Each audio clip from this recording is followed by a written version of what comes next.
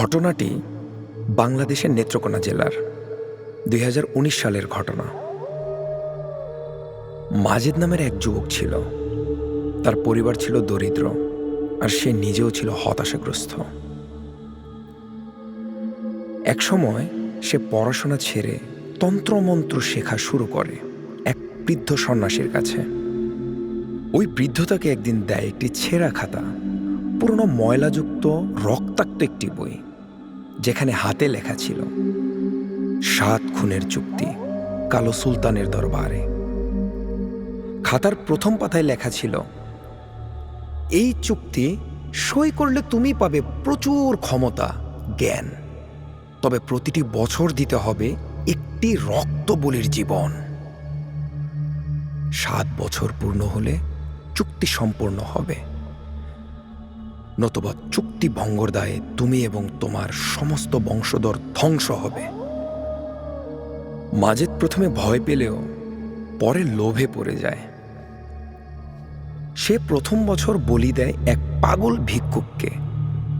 সির্ফ তার রক্ত নিয়ে বইয়ের ভেতর চুক্তির পাতায় ছিটিয়ে দেয়। তারপর থেকেই মাজেদের ভাগ্য ঘুরে যায়। অল্প দিনেই সে হয়ে যায় জমির মালিক, বলতে পারেন জমিদার, বড় ব্যবসায়ী। সবাই তাকে মাজেদ ভাই বলে সমীহ করতে থাকে। প্রতি বছর একটি করে খুন, সবগুলি গুম হয়ে যায়। অপরিচিত মানুষ, কেউ টেরও পায় না। ৬ষ্ঠ বছর বলি দেওয়ার পর রাত ৩টায় তার ঘরের দেয়ালে নিজে নিজে আঁকা হয়ে যায় এক সাংঘাতিক প্রতীক, যেটা ছিল আত্মা এবং তারার উল্টো প্রতীক। সে রাতে সে দেখতে পায় এক ছায়া মূর্তি,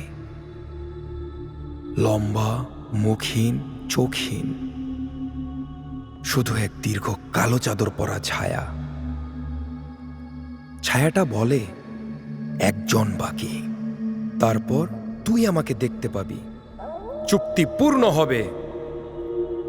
৭ম বছর সে খুন করতে চায় আরেক অজানা ভিখারিকে, কিন্তু কেউ মেলে না। হঠাৎ এক তান্ত্রিক এসে বলে, শেষ বলি এমন একজন হতে হবে যার রক্তে তোর ভবিষ্যৎ রয়েছে, সন্তান, ভাই, নিকটাত্মীয়, না হলে চুক্তি ভঙ্গ হবে। মাজেদ ভয় পেয়ে যায়। সে দোটানায় পড়ে যায়। নিজের ৭ বছরের ছেলেকে বলি দেবে? তবে লোভের কাছে মানবতা হার মানে। এক রাতে ছেলেকে ঘুমন্ত অবস্থায় সে নিয়ে যায় পুরনো ঘরে। রক্তবিন্দু পড়ার আগেই তার সন্তান চোখ মেলে বলে, আব্বা, আমি তো আজ স্বপ্নে এক লোককে দেখেছিলাম। সে বলছিল তুমি আমায় মারবে। মাজেদের দম আটকে যায়। সে ছুরিটা নামিয়ে রাখে। ঠিক তখন ঘর কাঁপতে থাকে। দেয়াল চিরে বেরিয়ে আসে সেই ছায়ামূর্তি। এবার মুখ দেখা যায়, এক পচা, আধা গলা, ছাই রঙা মানুষের মুখ, যার চোখ নেই, দাঁত চিরে সে বলে, চুক্তি ভঙ্গ, এখন তোর আত্মা আমার। পরদিন সকালে গ্রামের লোকেরা দেখে মাজেদের বাড়িটা আগুনে পুড়ে ছাই হয়ে গেছে।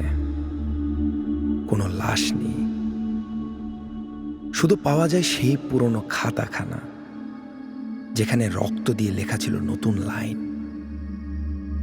চুক্তি ভঙ্গকারীকে ৭ জন্ম ঘোরাফেরা করে এই জমিনে, ওর আত্মা খাঁচায় বন্দি, পবিত্র আলো ছাড়া মুক্তি নেই। সেই জায়গায় আজও কেউ বাড়ি বানায় না। মাঝে মধ্যে রাত ৩টায় ভেসে আসে শিশুদের কান্না, আর কোনো এক লোক চিৎকার করে বলে, আমি শেষ খুনটি করতে পারিনি, আমাকে মুক্তি দাও।